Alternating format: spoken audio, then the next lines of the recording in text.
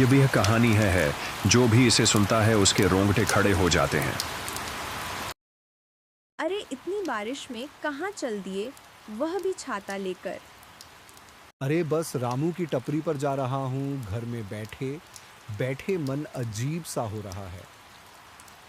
कम से कम आज तो मत जाइए, आज अमावस की रात है। अमावस की रात है? हाँ, मुझे मालूम है। तो यह भी याद होगा कि 30 साल पहले आपके साथ क्या हुआ था। अरे हाँ हाँ गंगा, मुझे अच्छे से याद है। मैं बस यही जा रहा हूँ, गांव के बाहर नहीं जा रहा। नहीं, आज मत जाइए, मेरा जी घबरा रहा है। एक तो अमावस की रात, ऊपर से आपकी तबीयत भी खराब है। अरे गंगा, तुम फिक्र मत करो, 2 घंटे में आ जाऊंगा। नहीं, आज मत जाइए, मेरा जी घबरा रहा है। एक तो अमावस की रात, ऊपर से आपकी तबीयत भी खराब है। अरे गंगा, तुम फिक्र मत करो, 2 घंटे में आ जाऊंगा। ठीक है, जा रहे हैं तो जल्दी आ जाइएगा। अरे गंगा, तुम फिक्र मत करो, 2 घंटे में आ जाऊंगा। शंभूनाथ चाचा चाय की टपरी पर जाने के लिए अंदर ही अंदर बेचैन हो रहे थे, लेकिन उनकी पत्नी को बिल्कुल भी पसंद नहीं था कि वह आज की रात कहीं बाहर जाए। फिर भी शंभूनाथ चाचा अपनी पत्नी को जैसे तैसे समझाकर चाय की टपरी की ओर निकल पड़े, जहां उनके कुछ साथी उनका इंतजार कर रहे थे। भले ही उम्र में वे उनसे छोटे थे, फिर भी रमेश चाचा उन्हीं के साथ उठना बैठना पसंद करते थे। ये वही है जो चाचा के आने का काफी देर से इंतजार कर रहे हैं। अरे यार, चाचा कहाँ रह गए? उनके बिना तो आजकल अकेले बैठने में मजा ही नहीं आता। सही कहा महेश, इस समय तक तो चाचा आ जाते हैं, आज पता नहीं कहाँ रह गए। एक काम करते हैं, उनके घर ही चलते हैं। मैं नहीं जा रहा। पिछली बार याद है न क्या हुआ था? उनकी बीवी कितना गुस्सा कर रही थी। सही कहा भाई, लगता है आज चाचा के बिना ही बैठना पड़ेगा। दोनों रमेश चाचा का इंतजार कर रहे थे। तभी कुछ देर बाद रमेश चाचा आते हुए दिखाई दिए। वो देख, चाचा आ गए। अरे हाँ, ये तो रमेश चाचा है। अरे चाचा, हम दोनों को तो लगा था कि आज आप आओगे ही नहीं। हाँ चाचा, आपके ही बारे में बात चल रही थी अभी। अरे बारिश की वजह से लेट हो गया। कोई नहीं चाचा, आप बैठिए। आप जैसे ही आते हो, अलग ही माहौल बन जाता है। रमेश चाचा वहां बैठते हैं और बातों का सिलसिला शुरू हो जाता है। चाय की टपरी पर अचानक माहौल शांत हो गया। सभी की नजरें रमेश चाचा पर टिक गईं। आज किसकी बारी है कहानी सुनाने की? भूल गए चाचा, आज रविवार है, आज कहानी आप सुनाओगे। अच्छा, आज मेरी बारी है क्या? दरअसल आजकल दिमाग काम नहीं कर रहा है। कोई नहीं चाचा, सुनो सुनो, आज तो अलग ही माहौल है। हाँ हाँ, सुनाता हूँ, सुनता हूँ। ये कहानी उस समय की है जब मेरी उम्र करीब 17 साल की थी। उस दौर में मुझे चिकन मटन खाना बहुत पसंद था। मेरी माँ दूसरे कमरे में सो रही थी और शाम के करीब 6 बज रहे थे। माँ उठो उठो। माँ की नींद खुलती है। क्या हुआ बेटा, क्या हुआ? बहुत तेज भूख लग रही है। अच्छा रुक, कुछ बनाती हूँ खाने को। अरे माँ, आज मेरा मन सब्जी रोटी खाने का नहीं है, आज चिकन बना दो। बेटा, आज तो अमावस की रात है, आज के दिन मांस नहीं खाते। आज ही मन कर रहा है खाने का, बना दो ना। अरे बेटा, कल खा लेना, आज रात को बाहर नहीं निकलते मांस लेने। माँ मेरे स्कूल में रहते हैं, ये सब अंधविश्वास होता है। अच्छा, तुझे बड़ा पता है। मन बनाओ वरना आज मैं खाना नहीं खाऊंगा। ठीक है, जल्दी जाओ और जल्दी आ जाना, पैसे देती हूँ। माँ रहने दो, मेरे पास पैसे हैं। ठीक है, और पहले ही कह देती हूँ, रास्ते में कहीं रुक मत जाना, जल्दी जा और जल्दी आ। ठीक है, मैं जल्दी ही आऊंगा माँ। माँ के मानते ही मैं बहुत खुश हो गया और खुशी खुशी निकल पड़ा। लेकिन मुझे क्या पता था कि मेरे साथ कुछ ऐसा होने वाला है। फरवरी का महीना, हल्की हल्की ठंड पड़ रही थी और सर्दियाँ खत्म हो रही थी। मैं गांव के रास्ते से चलता जा रहा था। ठंडी हवा चल रही थी। तभी रास्ते में मेरे स्कूल का एक साथी दिखाई दिया। उसे देखकर मैं रुक गया। अरे शंभूनाथ, तू कहाँ जा रहा है शाम को? अरे कुछ नहीं विवेक यार, बस आज चिकन खाने का मन कर गया है, वही लेने जा रहा हूँ। वाह भाई वाह, अपने भाई को नहीं खिलाएगा क्या? अरे भाई कैसी बात कर रहा है, घर चल खिलाता हूँ। अरे ना भाई ना, मैं तो मजाक कर रहा था। अरे हाँ भाई, तू स्कूल क्यों नहीं आया था आज? अरे यार आज खेतों में कुछ काम था, पापा किसी काम से बाहर गए हैं। अच्छा भाई कल आऊंगा भाई। हाँ भाई, कल आ जाइयो, कल सभी बच्चों का आना जरूरी है। कल क्या है और आना जरूरी है? भाई कल कर टेस्ट लेंगे, कल आना जरूरी है। अच्छा भाई, मैंने तो कुछ पढ़ा ही नहीं है। अरे भाई, मैंने कौन सा कुछ पढ़ा है? बताना ना किस चीज का टेस्ट लेंगे। मैं यह बात भूल गया था कि माँ घर पर मेरा इंतजार कर रही है। मैं विवेक के साथ बातों में लग गया और स्कूल के बारे में पूछने लगा। देखते देखते रात हो गई। हे भगवान, इतनी जल्दी रात हो गई। और क्या भाई, इन दिनों रात काफी जल्दी हो जाती है। चल ठीक है भाई, मैं तुझे कल स्कूल में मिलता हूँ। ठीक है भाई, कल स्कूल में मिलते हैं। मैं वहां से जल्दी से कसाई की दुकान की ओर निकला।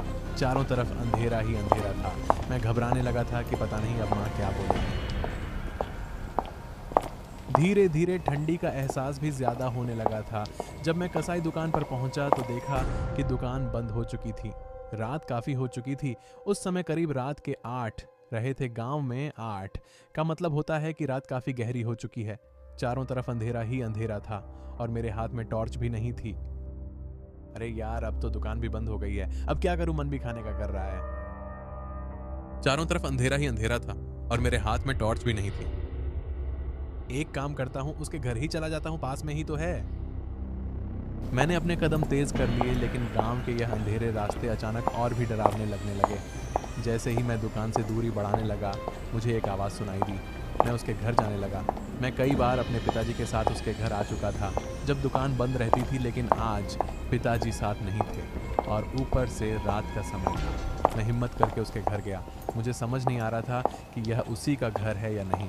एक पल के लिए ऐसा लगा कि कहीं यह घर किसी और का घर तो नहीं। फिर मैंने जैसे तैसे आवाज़ लगाई। कुछ देर बाद दुकान वाले चाचा बाहर निकाल कर आए।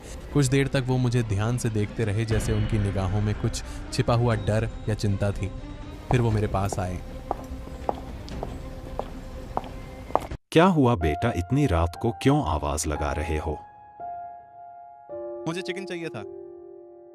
अरे बेटा, इतनी रात को आए हो लेने?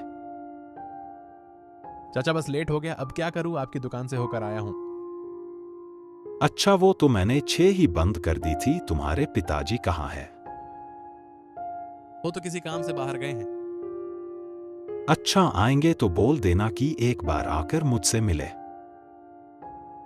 ठीक है चाचा, पिताजी आएंगे तो मैं इनका दूंगा। बेटा, चिकन तो कटा हुआ नहीं है, बना हुआ है, मैं पैक करके लाता हूं। कोई नहीं चाचा, रहने दो। बेटा, इतनी दूर आए हो, अब लेकर ही चले जाओ, तुम यहीं रुको। ठीक है चाचा, जैसा आप कहें।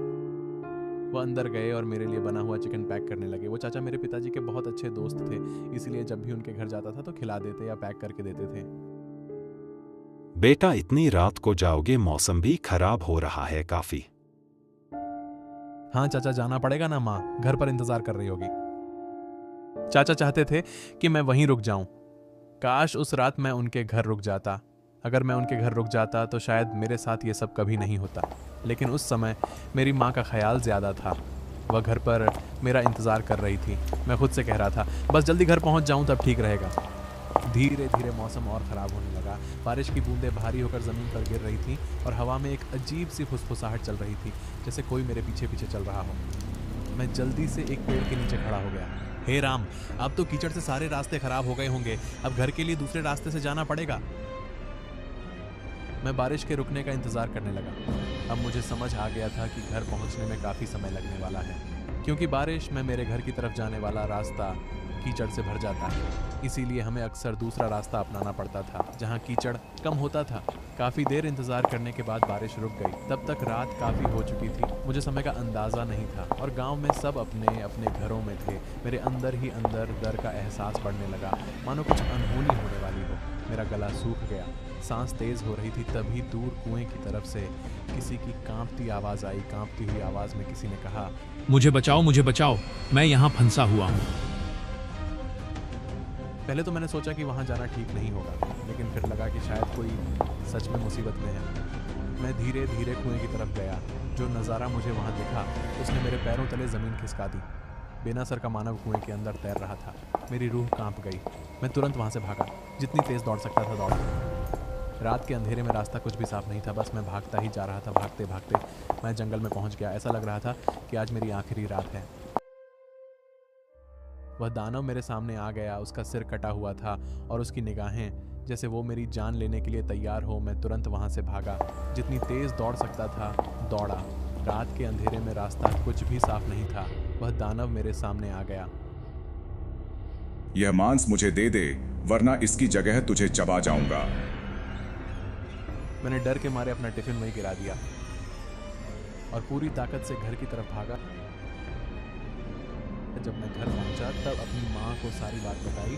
ये सुनते ही माँ रोने लगी। उस दिन के बाद मैं कभी भी रात में मांस लेने नहीं गया। आपकी किस्मत अच्छी थी उस रात। किस्मत शुक्र है कि उसे रात टिफिन मेरे हाथ में था, वरना शायद वही दानव मुझे भी खा लेता। अच्छा चाचा, आपने मुझे यह बता दिया कि अमावस की रात मांस नहीं खाते। ये बात कभी मत भूलना और अपने बच्चों को भी समझा देना। चाचा, क्या वह दानव अभी भी अपने गांव में है? उसे दिन के बाद से मैं उसे रास्ते पर कभी नहीं जाता, ना ही उधर ज्यादा देर तक रुकता हूं। चाचा, क्यों ना चलकर देख ले कि आज भी वह चीज वहां मौजूद है। अरे नहीं नहीं, मैं उसे तरफ नहीं जा रहा हूं। मरना है क्या? चाचा चलिए ना, आज तो हम 3 हैं। चलिए, कुछ नहीं होगा। अच्छा चलो ठीक है, बारिश छूटने का इंतजार करते हैं। सवाल यही था कि क्या वह दानव आज भी वहां मौजूद है? क्या वह उसे दानव को देख पाएंगे? आगे क्या होगा, यह जानने के लिए आपको इसका अगला पार्ट देखना पड़ेगा। हमारे चैनल को सब्सक्राइब करें और कमेंट में पार्ट 2 लिखें ताकि मैं इसका अगला हिस्सा बन सकूं। तब तक के लिए धन्यवाद। शुक्रिया, आप सभी को धन्यवाद। यहां तक वीडियो देखने के लिए मैं हॉरर एनिमेशन टीवी। आप भी वर्ष को तहे दिल से शुक्रिया। आपका दिन शुभ हो। प्लीज हमारे चैनल को सब्सक्राइब कर दें ताकि हम ऐसा ही मजेदार और रहस्यमय वीडियो आप सभी के लिए लाता रहूं।